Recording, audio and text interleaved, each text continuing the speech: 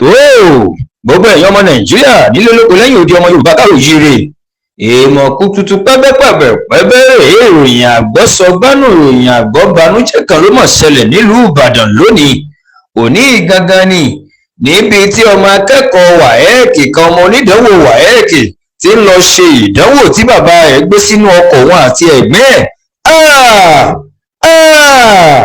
àwọn agbófinró ṣe bẹ́ẹ̀ rán ọmọ yìí lọ sí ọ̀run àpàpàǹdodo wọ́n mọ̀ rán ọmọ yìí lọ sí ọ̀run òjijì ọ̀run ibi tí ò fẹ́ lọ lásìkò yìí bóun náà ṣe pa ọmọ ọlọ́mọ. wọ́n ní àwọn agbófinró ni wọ́n lé àwọn ọmọ yahoo lẹ́yìn tí àwọn ọmọ yahoo wà nínú ọkọ̀ Hilux tí wọ́n dẹ̀ ń fi àwọn ọkọ̀ tí wọ́n lé nílé pé mo dúró níbẹ̀ afẹ́ rí ọ afẹ́ mú ọ afẹ́ yí ọ wò tí àwọn yẹn ò dúró ibẹ̀ náà ti bẹ̀rẹ̀ sí yìnbọn ìbọn yìí ni wọ́n yìn tó lọ bá ọmọ tí bàbá ẹ̀ ń gbé lọ ṣèdánwò Waec nínú ọkọ̀ ayọ́kẹ́lẹ́.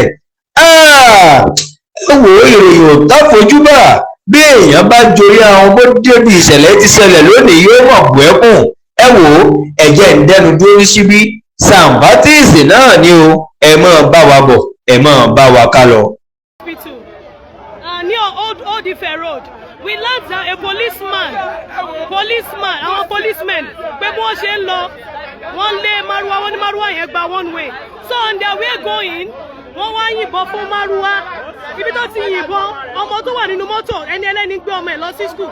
Bó ṣe ń gbé ọmọ ẹ̀ lọ ni wọ́n ti yìnbọn fún. Inú mọ́tò yẹn ni, this is the boy's blood. This is the boy's blood. I'm reporting from Prince 89.7 FM, Ibadan. I'm reporting for Prince 89.7 FM, Ibadan. Blood ọmọ yẹn ni, àwọn èèyàn ni, àwọn Márúwá, àwọn onímárúwá ni.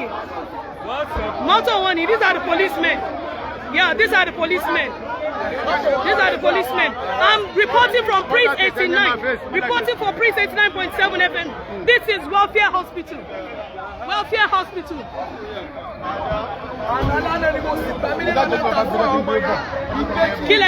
I need to see that boy. Ẹjọ́ ta ni kíní yẹn ṣojú ẹjọ́ mo ní láti interview. Àwọn olóṣojú wọn. Uncle, please, can you say something? Ẹjọ́ ta ló lè bá mi sọ̀rọ̀ kí ló ṣẹlẹ̀? Agbọ́dọ̀ wọ́n ṣe. Okay. Àwọn ọlọ́pàá ló yìnbọn ẹgbẹ̀wọ́. Ọlọ́pàá Nàìjíríà. Hold on, kí ló ṣẹlẹ̀? Uncle, God bless you. Kí ló ṣẹlẹ̀ sir? Ẹ dárúkọ yín. Okay. Now, I was near airport. Okay. So, one person not to Ibadan. Okay. Àwọn tí ma. Okay. So, àwọn parade ọlọ́pàá yẹn náà. Okay. Okay. So, tata rí ni pé mọ́tò ẹ̀ ṣe wọlé sí one way airport. What next báyìí ni pé ọlọ́pàá yẹn release. Ó release ni lọ́wọ́ kan. Ṣé Márúwá ló fẹ́ yìnbọn fún? Irọ́ mọ́tò tó lọ́rẹ̀ yìí gbẹ̀gbẹ̀ náà ni. Ó lè bọ́ ọmọ sùn sẹ́yìn. Nígbà tó ṣe ni pé ó jáde ní àbá ọdẹ. Okay. Ọlátúndùn náà ń lọ. Ọmọ Ọlátúndùn ni wọ́n. So, wọ́n wá wo àbá ọdẹ sí Ọlátúndùn. Distance yẹn kéré gan. Ó wá ní kó ń pa abẹ yẹn. Àwọn ń bọ̀. Ó wá bá. Wọ́n ní wọ́n ń wé. Ó wá tán padà lórí rọ́ọ̀ṣì yẹn. Ó wá lọ tán padà kí ẹná fi pọ̀ sí ẹ̀ bẹ́ẹ̀.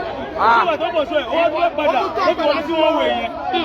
Àwọn ọlọ́pàá yẹn bó ṣe pọ̀ sí bàbá lọ́wọ́ bẹ̀. Ó rí líìtì bẹ́ẹ̀.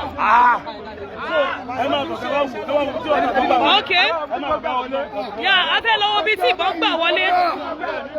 Ó wọlé bí. Ẹ wo, ọ̀tá ìbọn wọlé bí. Ibi tó ta ìbọn ti wọlé. Ó bọ ọmọ yẹn nu bí. Ó jáde bí ẹrù ẹ̀jẹ̀. Ó jáde bí. Ẹ wo ẹ̀jẹ̀ tó ti jáde. Ẹ wo ojú tó ti jáde. Ó jáde ẹbẹ̀ yẹn. Ẹ wo ibi tó ti jáde. Ibi tó ti jáde ni o.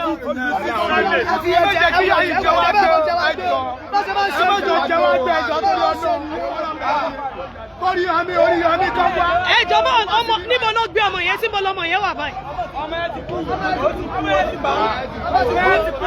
Báwo lẹ́yìn ṣe mọ́ pọ́ ti gbé? Wọ́n ti ń gbé bọ̀.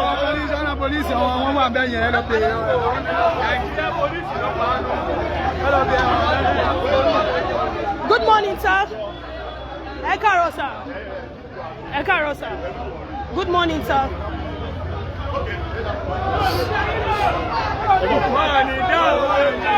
I wanted to have a word with them, but they said no. The policemen said no. That they are not interested in speaking with me. That they are not interested, but we saw the stray bullet. Àríbi tí ìbọn ti wọlé. Àríbi tí ìbọn ti wọlé láàrin ìgboro. It's not the PRO. Okay, you're the PRO, sir. It's not the PRO. Then who is the PRO? Well, I'm trying to talk. But he should. Sorry, he should. He's supposed to attend to me. Oh, yeah, please attend to me. Yes. The child is my junior brother child. Good. Thank you. Bàbá ẹ̀ ń bọ̀ látọ̀dé gbà yìí. Okay. Wọ́n wá ń labour. Wọ́n lè dé airport. Okay. But trailer ló di mọ́ wọ́n ń gbọ́ ọmọ náà lọ bí tó ti kọ Waec. All right. Ẹ wá yìnbọn fún Ó fẹ́ lọ kọ Waec. ọmọ yẹn lè kọ Waec kiri. Ọmọ 17 years. Ìbejì ni.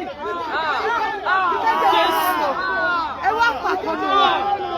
Ẹ wá yìnbọn fún. Ẹ wá yìnbọn fún. Ẹ wá pàtó ní wọn. Àwọn ọlọ́pàá bá bí wá dé. Okay. Ọmọ nù wọn. Àwọn ní ọ̀gá tó dáa. Kí ọmọ yìnbọn pààyàn. Ẹni pé ẹ̀yin kọ́. Bí alábàtà ló ti wá. Alábàtà kò ní tẹ̀sán ló ti wá. Mo wá ní kí ló dé tí mo wá lọ dìbò yẹn mu. Tó wà ní mọ́tò tó jẹ́ dráìfà. Tó lẹ́yìn tó bá ti sá lọ. Káà máa pa òun náà. Ẹ wá ní kó máa sá lọ. Wọ́n fẹ́ wọ police station airport ọjọ́ wọlé. Wọ́n wá lọ́jọ́ wọnú airport lọ́hùn. Ẹ wá ní mọ́tò náà ní kẹ́yìn wá rescue. Kẹ́sì ẹ̀mí. Mọ́tò náà ní kẹ́yìn wá rescue. Lórílẹ̀-èdè Nàìjíríà. Ọmọ tó mọ́dé ní sáà. Lórílẹ̀-èdè Nàìjíríà. Lábẹ́ Àwọn òfin. ọlọ́pàá bá kí ní. Mọ́tò náà ní kẹ́yìn wá rescue. Wọ́n sọ fún mi bá àtúntò ìròyìn. Kí sẹ́mi èèyàn. Sir, you were saying something right now. You said you're not a Dókítà tó PRO. gbọ́ ọmọ yẹn wá ní. Dókítà tó gbé wá ní. Doctor, please. Ọ̀nà àwọn náà ní nǹkan lórí. Sorry, doctor, I need to speak with you, please. Hold on. Just hold on. Ejaka Nisuru. This is the doctor that brought the boy here. This is the boy. This is the doctor. Doctor, what happened? Please, I need to have a word with you. It was a straight bullet. Okay. They hit him beside his waist. Jesus. And he died by getting to his waist. What happened to your head, please? You need to talk. You need... Of people that use a stick to hit me and my... When you were trying to rescue the boy, right? Why I want to rescue the boy and the policeman. So the rest ran away. There are 9 in numbers. So the boy is I dead only now. picked only one out of them. So where is he now? Where is he? He's under my custody for now. Okay. Just to bring out peace and calm among the citizens of Nigeria. All right. Please, thank you very much. The divisional. The division of the police, Skylet. Skylet. Where is Skylet? He too is the ASP, the Assistant Commissioner of Police, warned him this morning. He's supposed to be on off. Okay. This morning. So what is he doing on duty? To join those Ottoman. Okay. The problem comes from the Ottoman. Okay. That's normal. Thank you very much, doctor. Your name, sir, please. Your name, please. Dr. Deyoju Ayinla. Okay, thank you very much. Wait, Now we are still here reporting live at welfare. Yẹ bá ń gbọ́ pékélé pékélé. Yẹ bá ń gbọ́ pékélé pékélé. Ẹ má yà sọ́tún, ẹ má yà sósì. Ẹ má yà sọ́tún, ẹ má yà sósì. Sanfatis ní ẹ jẹ́ ká lọ. Sanfatis ní ẹ jẹ́ ká lọ. Sanfatis ní ẹ jẹ́ ká lọ. Sanfatis ní ẹ jẹ́ ká lọ. Ó yá o, ó yá o, ẹ bá wa dòwò pọ̀ kájọ ṣoríire. Ó yá o, ó yá o, ẹ bá wa dòwò pọ̀ kájọ ṣoríire. Ó yá o, ó yá o, ẹ bá wa dòwò pọ̀ kájọ ṣoríire. Ó yá o, ó yá o, ẹ bá wa dòwò pọ̀ kájọ ṣoríire. Nísàn Fortis FM ọmọ alájẹ ni wá gbogbo ìran káràkátà tó ń ṣòwò gbogbo fílílẹ̀ yìí tà ní tàbílẹ̀ oúnjẹ aṣọ tàbí ìwé ewébẹ̀ ẹran kódà bó jẹ́ pọ̀nmọ́ ẹ kàn sí wa Nísàn Fortis FM lónìí lágbóhùn tẹ́ǹtàn fàyè gbọ́ ọ̀rẹ́rẹ́ àlàyé síwájú sí i ẹ pè tàbí kẹ́ WhatsApp +447 946 212 160 Nísàn Fortis FM òkè láyé tí wá. Yẹ bá ń gbọ́ pékélé pékélé. Yẹ bá ń gbọ́ pékélé pékélé. Yẹ bá ń gbọ́ pékélé pékélé. Yẹ bá ń gbọ́ pékélé pékélé. Ẹ má yà sọ́tún, ẹ má yà sósì. Ẹ má yà sọ́tún, ẹ má yà sósì. Ẹ má yà sọ́tún, ẹ má yà sósì. Ẹ má yà sọ́tún, ẹ má yà sósì. Sanfatis ní ẹ jẹ́ ká lọ. Sanfatis ní ẹ jẹ́ ká lọ. Sanfatis ní ẹ jẹ́ ká lọ. Sanfatis ní ẹ jẹ́ ká lọ. Ó yá o, ó yá o, ẹ bá wa dòwò pọ̀ kájọ ṣoríire.